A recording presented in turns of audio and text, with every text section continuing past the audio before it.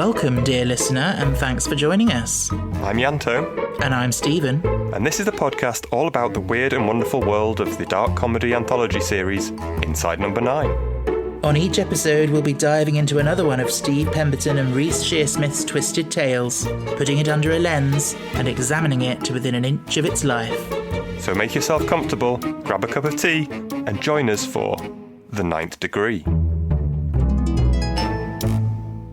Hello, welcome back. Hello. Series 2. Series 2. How are you doing? Yeah, I'm okay. It's warm at the moment. It is. I'm not a fan.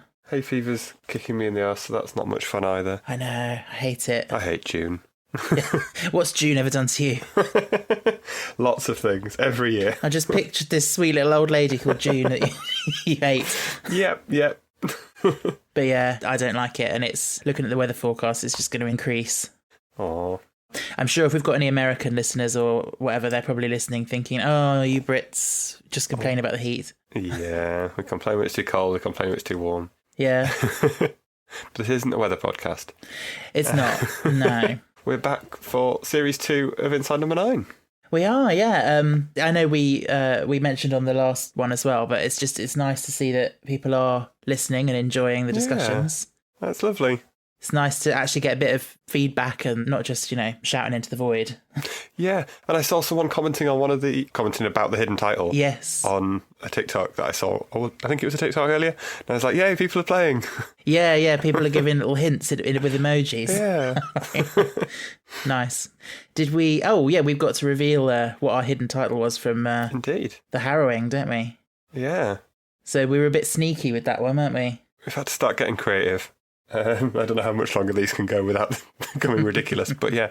So it was Seance time. But yeah, very good.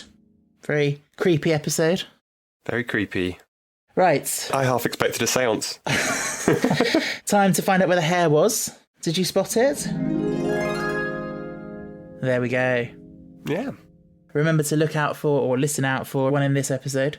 Yeah. So we're here for episode 1 of series 2. Yes, La Couchette. Lovely.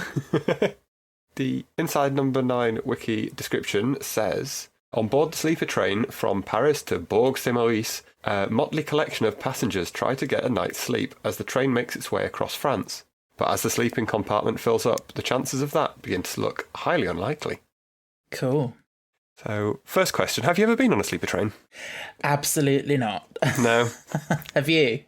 Once, yeah. They are very badly named. Sleeping is the hardest thing to do. Lack of sleeper train. Yeah. I was on a train with my partner at the time going across China. Right. We were in this tiny little cabin. And as one of the friends from Shanghai pointed out, these trains are built for Asian people. And my ex is 6'5", I'm about 6 foot. We could not fit into these little beds. I had one bed, he had the other bed, and the other 2 beds in this room were occupied by a family of, I think, 6, maybe 8. So it was not fun. Wow. Yeah. That was an experience. Yeah, I don't think I could. Yeah, it just sounds horrific to me. Yeah. Especially given this, what you see in this episode. Yeah, it was slightly tame by comparison to the episode, I suppose.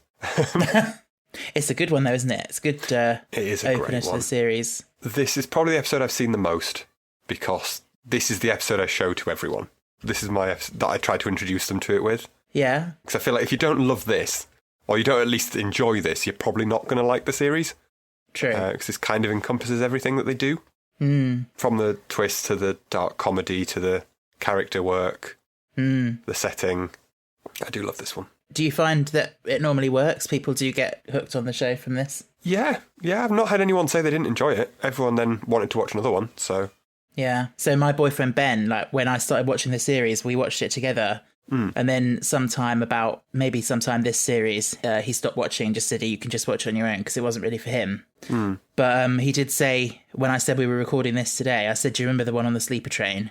And he did say, oh, that was actually a really good one. I remember that. Oh, good. So, yeah. And in a funny sort of way, it's quite similar to the opener of last series, like the confined space and the characters gradually coming in. Yeah. Although listen to our complaints, and there's not quite as many characters to keep track of this time. No, exactly, yeah. Which is good. It's just the right amount of people, I think. Yeah, yeah. But it's chaos, but it's manageable. Yeah. Also, like, in a way, a bit of an Agatha Christie sort of vibe, which is quite fun. Yeah, sort of murder mystery. Or, well, they don't know it's a murder, but... Yeah, spoilers. Till the end, spoilers. But yeah, it's really interesting. Shall we talk about Reese's character, Dr. Maxwell? Yeah, work our way through. I absolutely love him. Like, apart from, obviously, spoilers, he turns out to have murdered someone. Yeah, but that aside. Yeah, he's such an enjoyable character. Yeah. Obviously, it's a modern setting. All the characters are sort of modern day, but the way he speaks, he sounds so old world. Like he speaks like a Victorian almost. He does, yeah. Like he has fallen out of an Agatha Christie. Yeah, he reminds me of sort of performance that you would expect from Mark Gatiss.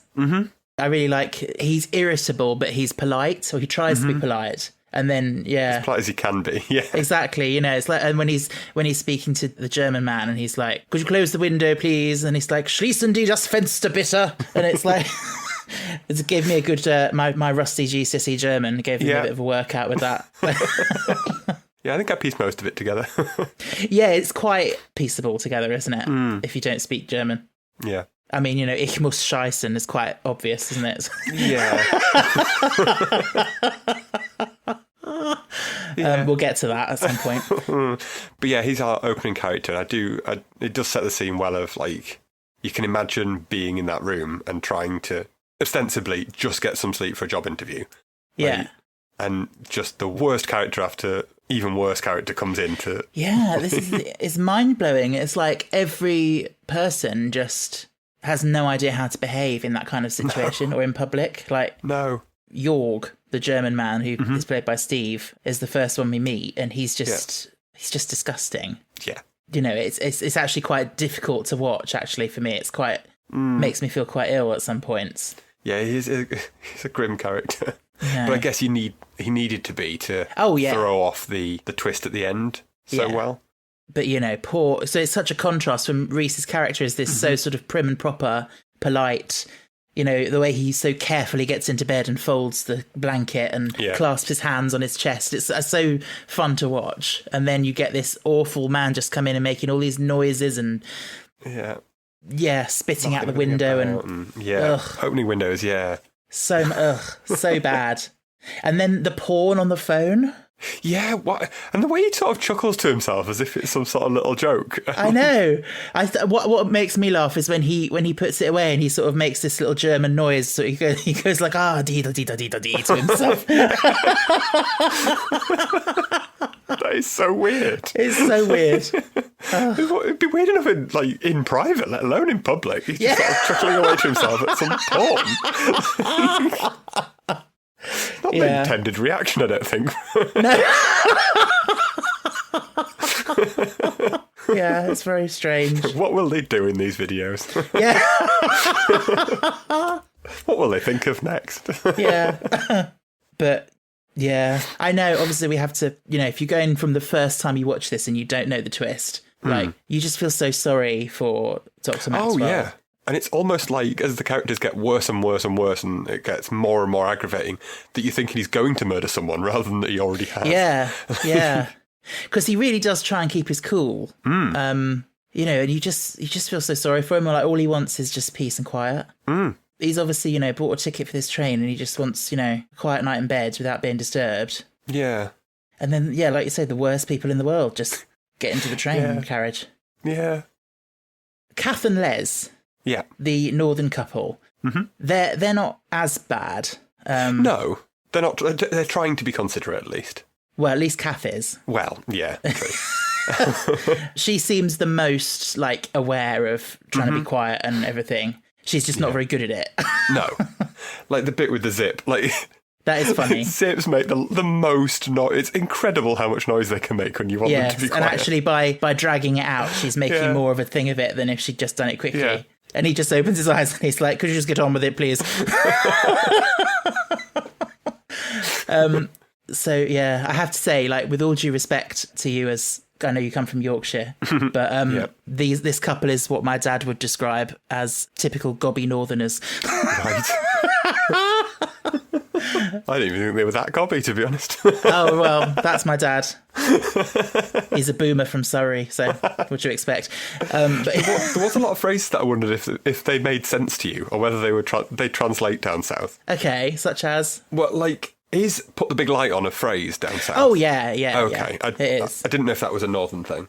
I think it might be more northern, but it is something, something we say down here as well. Yeah. I'm sure there were several, but I can't remember what Okay. the ones they said now. All that by gum and going down mines and all that. I didn't understand that, yeah. We don't say by gum. At least I don't. Okay. My granddad might have done. Well, yeah.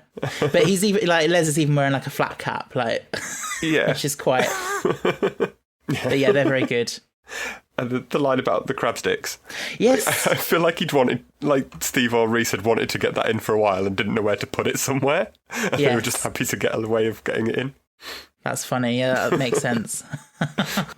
Because also, yeah, it does have that feel of slightly being shoehorned in, because Kath doesn't seem like the sort of person that would make that mistake. Because for most of it, she's quite intelligent and with it, and, you know, Yeah. I don't know.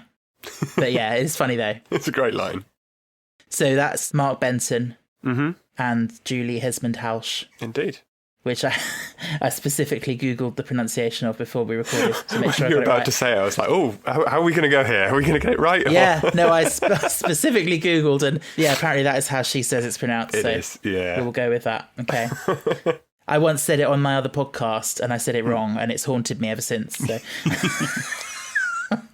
But yeah, they're very good. It's a very good cast, isn't it? Oh, it's a great cast. It's Really a great good. cast. All of them are great. And I'm just going to keep on Mark Benton for a second and wonder why is he so determined to stay in the bed that he's booked? When there's someone already asleep in it? I know it needs it for the story, but wouldn't you just go in a different bed?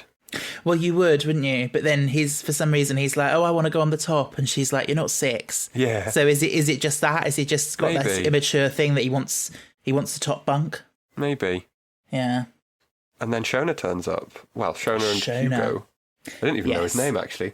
Yeah. It's ironic, considering the joke's the other way around.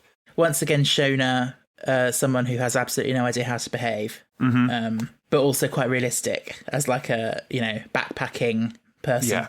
Doesn't even know what the hell country she's in, let alone what's going on. It's like the classic like Dom Jolly sketches on the mobile at the beginning when she comes in and she's like, yeah, like that top of her voice. Yeah. I haven't had a shower since Prague. Like, Yeah, and just leaving the door open. Like, don't leave the door open. yes, like, How?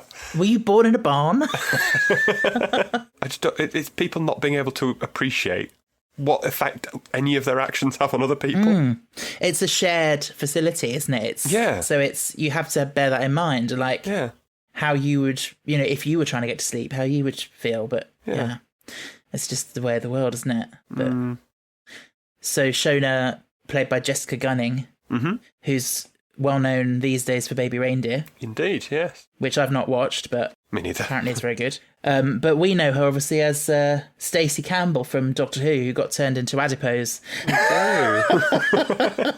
Her defining role. There's a lot of Doctor Who people today. There are, yes. Well, there's only, as far as I can recall, Jack Whitehall's not been in it. All the others have. But all the others, apart from the dead body, I guess. Oh, the dead body, yeah. have been in it, yeah. Yeah. Which is wild. But yeah, Jack Whitehall's great, but he is just playing Jack Whitehall. Oh, exactly, yeah. Yeah, he did stick out to me ever so slightly as like, he's not quite as good as the others, but then he is just playing himself, so it's good casting from that point of view. He is, but you can also get in lines that on paper how on earth you say these things, and he just manages to make it sound believable. Like I think he did a really good job with it actually. But obviously, as you say, a lot easier when you're effectively playing the character you're always playing. But yeah, I mean, none of them are very likeable. Not especially, really, apart from maybe like you Kath. said about Kath. Yeah. Kath's pretty nice, but otherwise they're all quite frustrating. Yeah, but I think like when they're introduced, they're all quite two-dimensional characters. But as it goes on and sort of by the end, there's a bit more fleshed out. Yeah, they get depth as it goes. Yeah, like the fact that Shona's so sort of careless and all that, but then she's the only one who actually takes the time to like say some words about the dead man and all that. So main thing, he was a man. Yeah. Yeah, and actually, yeah, how she's using all the clues in the one photo they have to be like, he loved sitting in his green chair. Yeah, he loved a drink. Who doesn't? Yeah. That's a great scene.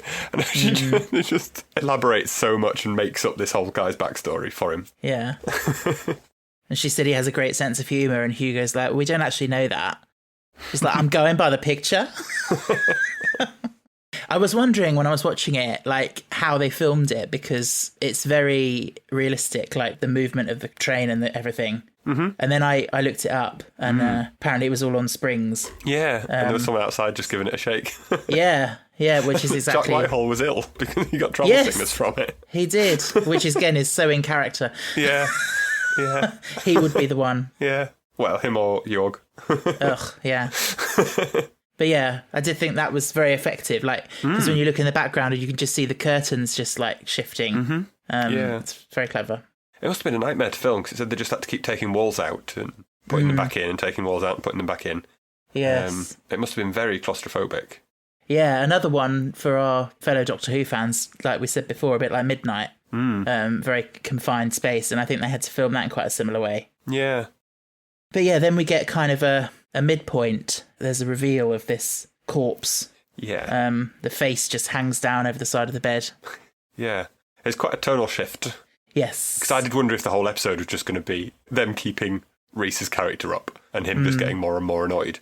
But yeah, then the story really kicks in. Yes. But that's like you say, it's a good example of the show, isn't it? And what they do so well, because it sets itself up as, okay, it's a bit of a farce about this man trying to get to sleep. Yeah. And he can't get to sleep. And then you throw in this super dark element, which is just so inside number 9. Yeah. It's really good. And we know by the end that Dr. Maxwell did kill this man because he thought he was his rival. But then as soon as they discover the dead body, watching it on a rewatch, he says, I'm just going to go and check for a guard. And he just goes out of the thing. So I'm assuming he was just pretending. He wasn't actually going to look for anyone. I assume so, yeah. And that he wanted to be the person that went and did that. So he could keep in control. He would volunteer so no one else did. Yeah. And obviously his character, like, he's quite authoritative and people would trust him to do that properly. So yeah. It's all quite planned, I guess. Or as planned as it can be from his point of view. And he still managed to get it wrong. Yeah. I mean, well, we'll come to the twist. We'll talk about that a bit more. But yeah, I do have questions. Okay. But yeah, Kath and Les have a big falling out because he wants to leave the body until they arrive so they don't miss the wedding. Yeah. But she thinks that is disrespectful and not right. Yeah, it is a bit grim, but as he does say, if he hadn't fallen out of bed, they'd have never known. So you can sort of see his argument, but I don't agree with it, but I can see why he's saying it. No, but yeah, you have to, yeah. It's grim. It's grim, yeah. But the worst bits for me is when Hugo goes and spoons up with it, the corpse, yeah. Just slaps him on the arse and asks if he likes spooning. Yeah. I mean, ugh. And then wakes up and he's cuddling him later on. Yeah. Weird. Oh, it's weird, but I find it so funny. Yeah. Yeah, and obviously they have a huge sort of group conversation about the ethics of this, and obviously Dr. Maxwell wants to keep it quiet because he wants to make his interview. Yeah, I guess he's got to rely on it not getting found. 'Cause, like, the whole thing, ever from him doing it, he's surely worried that if it did get found, the train would be held up, he'd miss his interview. Is that maybe why he's so desperate everyone just goes to sleep and leaves him be? To not risk interfering with the guy. Yeah. I mean, it's quite a bold plan, isn't it? To be sharing with, to have murdered this person and then to be sharing that with 7 other people for a whole night. Yeah. And assume that none of them are going to discover this body. Yeah. And that there will be then witnesses later that will be interviewed. Yeah. Although I suppose a room with several other potential suspects is better than just him in a room on his own with them. True. But then if he had killed the right person, then surely he'd be prime suspect because, the obvious motive. Yeah. Yeah, true. Yeah, maybe we shouldn't unpick this too much. Yeah, because also I was wondering, like, he intends to kill Dr. Meyer but he kills the wrong person. But, wouldn't he have looked him up and just checked what he looked like? Yeah, I suppose. First. They don't look remotely the same. No. So, yeah, I don't want to pick it apart too much, but it does have some questions for me. But it's a great, we've started talking about the twist, so we may as well discuss it, but it's a great one. It's a double twist, isn't it? It's brilliantly done. And even if you feel like you were clever and you figured it out, there's then another... It's very unlikely you've figured both out. Exactly, yeah. So good. So we get the lovely reveal that he has murdered this man, and he delivers that so deliciously, like in his... as we said, Victorian-esque style of like, I'm so sorry, there could only ever be one person for this or whatever, Yeah, and the way he turns around and the camera moves just as he says it, like to the opposite angle, and it's very, very nicely shot. Yeah, and then you get the second twist that, it's the wrong person, and Dr. Meyer was actually this disgusting German man. Yeah. Yeah, and I remember when I was watching it earlier on, I was watching specifically thinking, well, how's Steve's character not worked out what's going on at any point? And I guess the crux of it is he doesn't really speak English, and he was drunk, so he's not going to twig that Reese's character is going for this interview and all this stuff. And surely at some point he would have said early that, I've got that interview as well. Yeah. So I guess that leans into another reason why he had to be the drunk, horrible guy. Yeah. And again, like, it allows Reese's character to be in control because he's the one who speaks German, so he controls what he hears. Yeah. Yeah. It's quite well done. Oh, yeah. But it's quite a coincidence as well that, like, apart from Jorg, like, everyone on this carriage speaks English when they're going through France. Like, that's a good point, yeah. And not just speaks English, but is English. Most of them are English. I don't know, I assume Maxwell is, but I don't know what his accent is, but I'm really bad with accents. Yeah, it sounds just... I assumed English. RP. Yeah. Obviously, well, Shona's Australian, isn't she? But, yes. Yeah. Speaks English as a first language, yeah. Yeah. Which, I'd not considered is weird. Yeah, funny. So I'll tell you what brings this episode down for me. Okay. Which is the toilet humour and the bit with the laxatives and all that. And fair. Yeah, I'm not a fan. Okay. I get it, and it adds to the whole farcical nature of it as it builds to a big climax, but I just, I find it a bit, Yeah, I can see your point. However, I just find the line, try to aim away from the dead guy's face. It's just so funny. Yeah. And so stupid that I love it for that, if nothing else. Yeah.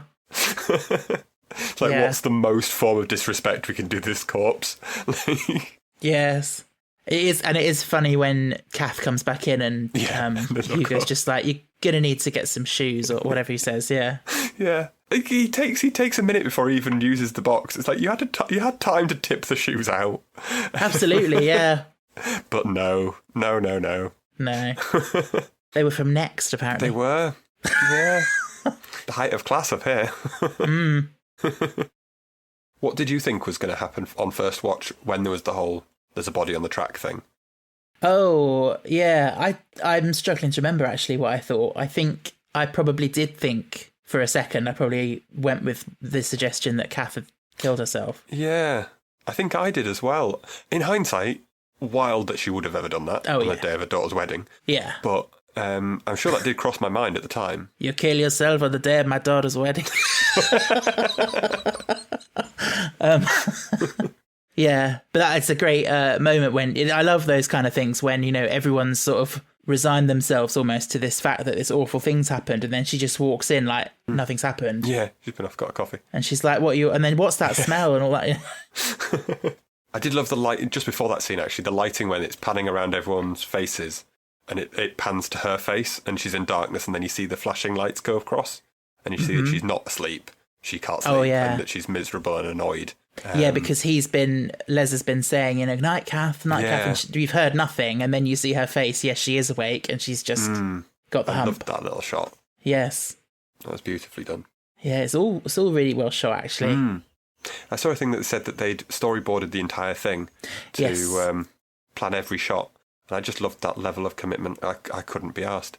I'd be just like, we'll just wing it. This looks good.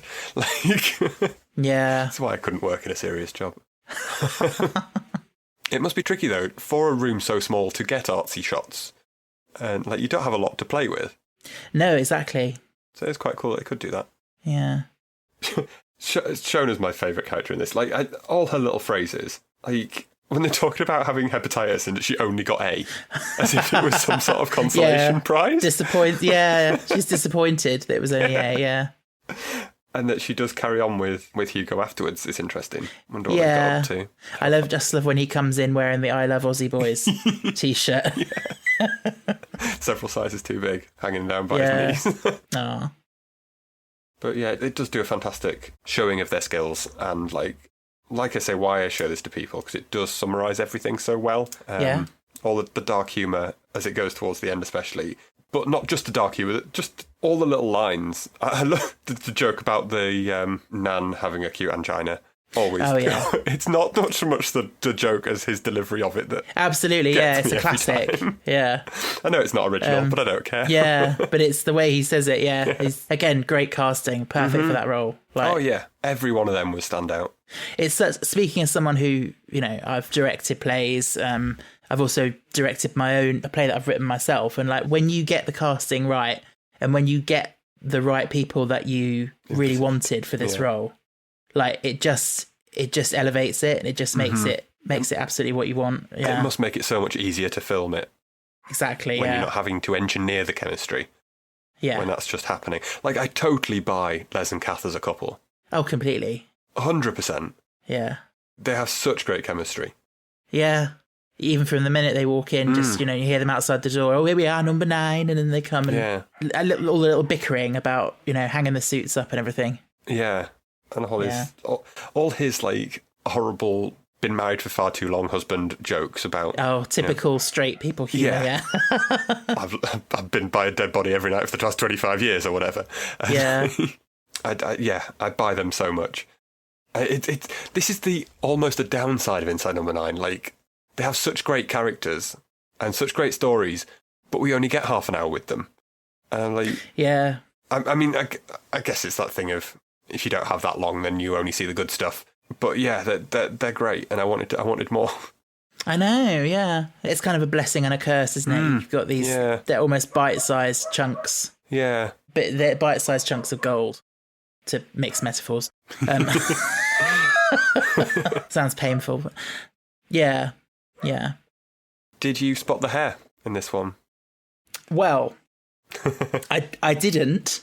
Right. But I have a strong theory as to where it is. Oh, so you haven't looked it up?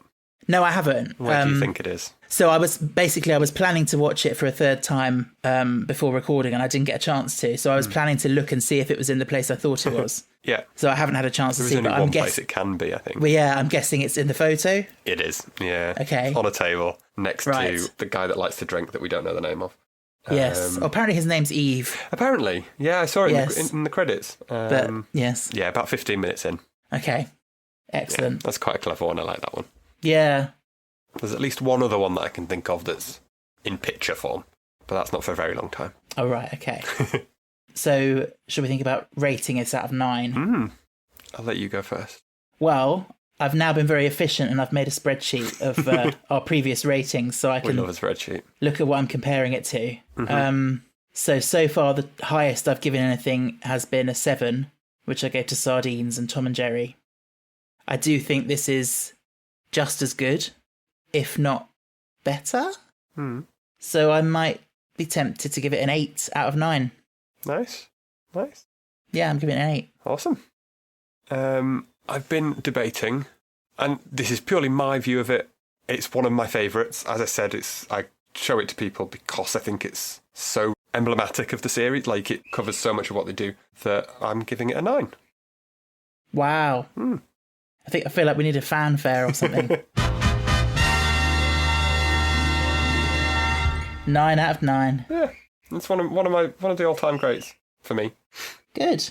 I'm pleased for you. I think, as I say, the thing that brought it down a point for me was the toilet humour and all the disgustingness, which I know is, well, the disgustingness was necessary for him and for throwing you off the twist and all that. But yeah, the climax with the pooing in a box was just a step too far for me. So that's, and I'm not 100% serious about that. I'm just saying, like, I think that that was what made me slightly like, you wouldn't have got Steve's little sheepish face looking up when Kath comes back in. The way he looks up at her, just like, oh, like a little puppy. I don't think I saw that. I'm going to need to check that. It's a great shot. Oh, dear. But yeah, that character, he just seems to have no, like, qualms about anything or, like... No. You know, he doesn't seem that bothered. In fairness, he's probably quite drunk, I think. Okay, at the start, true. anyway. But yes. But yeah, I wonder what happened. I wonder who got the bid. Surely murdering an innocent person can't have exactly helped with your mental state when you're going into Exactly, interview. yeah. But he clearly can compartmentalise, you know, how he's feeling.